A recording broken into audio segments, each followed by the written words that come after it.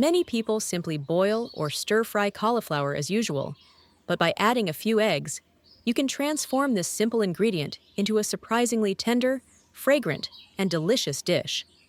The recipe is easy, the ingredients are familiar, and it's especially suitable for the whole family. Today, I'll share the recipe with you. First, I prepare a fresh head of cauliflower. Next, I use scissors to separate the cauliflower into individual florets. Using scissors makes the process faster and easier, following the natural crevices of the cauliflower, so the florets don't get too crushed. When choosing cauliflower, I usually prioritize heads with firm, bright-colored florets that aren't bruised or wilted, as these will taste better and retain their natural crispness when cooked. After separating it into large florets, I further process them by chopping each floret into smaller pieces. I cut the cauliflower into bite-sized pieces so that it cooks more evenly, absorbs the seasoning better, and is more convenient to eat, especially suitable for both children and the elderly. This step is simple, but if done properly from the beginning, the finished dish will be much more visually appealing and delicious.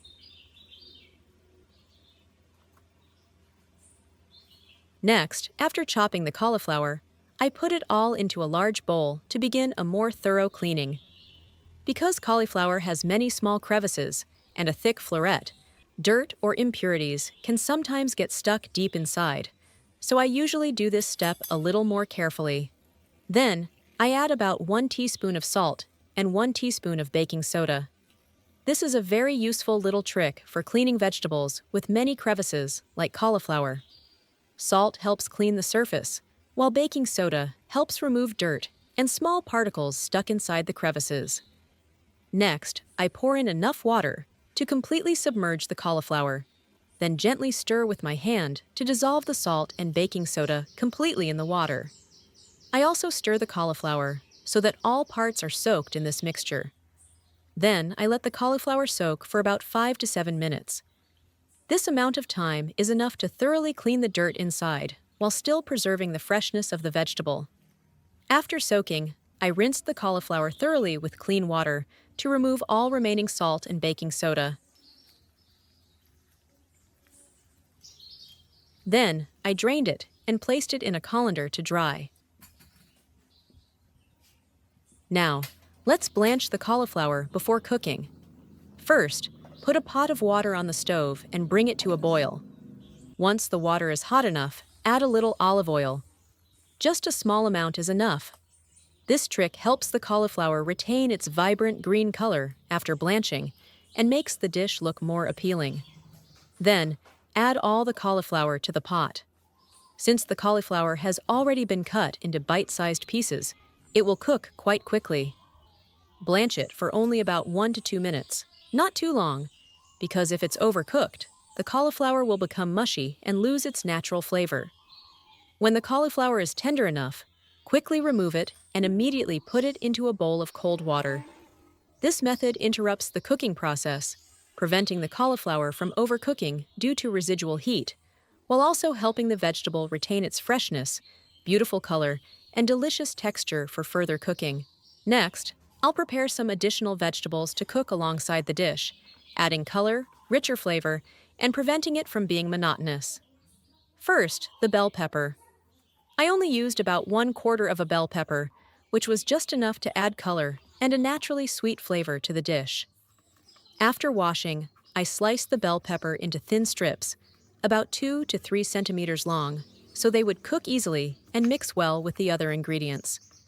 Then, from these bell pepper strips, I cut them crosswise into small bite-sized pieces. This cutting method makes the vegetables look neater and blends beautifully with the eggs and cauliflower.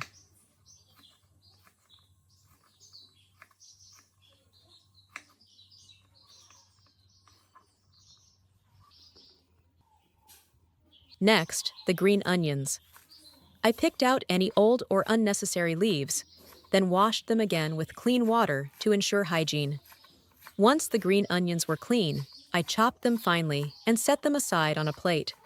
Scallions enhance the aroma of dishes during cooking, and their vibrant green color makes them look much more appealing and fresh. Now, let's begin the main cooking steps. Today, I'm using an air fryer for this dish. This method is quite convenient because it doesn't require much oil, yet the finished dish is still very fragrant and appealing. First, I line the air fryer tray with a sheet of parchment paper. This step prevents the ingredients from sticking to the tray and makes cleaning up after cooking much easier. Next, I add a little olive oil and use a brush or spoon to spread it evenly around the surface of the parchment paper. Just a thin layer is enough to create a fragrant aroma and prevent the vegetables from drying out too much when heated. Next, I add the chopped bell peppers first, then the green onions on top. These two ingredients, when heated beforehand, will release more aroma and give the dish a more pronounced natural sweetness. Finally, I add some dry seasoning to enhance the flavor. First, add a little dried garlic powder for a stronger aroma, then a little basil powder for a pleasant, subtle fragrance. Finally, add a pinch of salt to season the vegetables. Once everything is prepared, I put the vegetables into the air fryer to preheat. I set the temperature to about 150 degrees Celsius and set it for 5 minutes. This time is just right for the vegetables to soften slightly, release their aroma, and retain their freshness. While waiting, I prepared the eggs.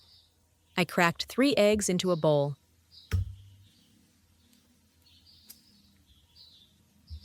Then beat them well with chopsticks or a fork. I beat them thoroughly so that the yolks and whites are completely mixed, resulting in a smoother and creamier egg when cooked. Once the eggs are well beaten, I add a little black pepper to enhance the aroma and make the dish more flavorful. Next, after the vegetables have been briefly heated in the air fryer, I take the tray out to continue finishing the dish. At this point, the aroma of green onions and bell peppers has started to rise, which is very pleasant. I place the blanched cauliflower into the tray, spreading it evenly so that the ingredients are more evenly distributed. Since the cauliflower has already been softened, in this step, I just need to arrange it neatly so that the dish cooks evenly and looks more appealing. Then I slowly pour the beaten eggs around, letting the eggs seep into the gaps between the cauliflower and vegetables. This method will help the ingredients stick together when cooked, creating a dish that is both soft and fragrant. Next, I add a little cheese on top. When heated, the cheese will melt, creating a light creaminess and making the dish much more attractive. This cheese will also help the surface of the dish look more appealing after it's finished.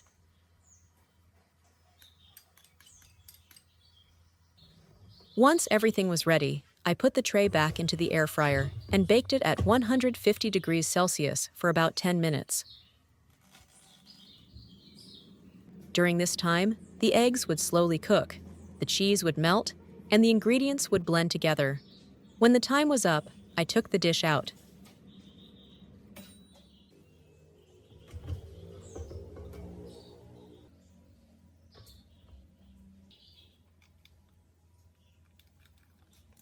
At this point, the surface was beautifully cooked and emitted a very appealing aroma. Then, I used a knife to cut it into bite-sized pieces for easier enjoyment. The finished dish had the tenderness of the cauliflower, the light richness from the eggs and cheese, combined with the aroma of vegetables, making it perfect for a light meal or a change of pace for the whole family. This dish is simple, easy to make, and doesn't require many ingredients, yet the finished product is fragrant, tender, and delicious.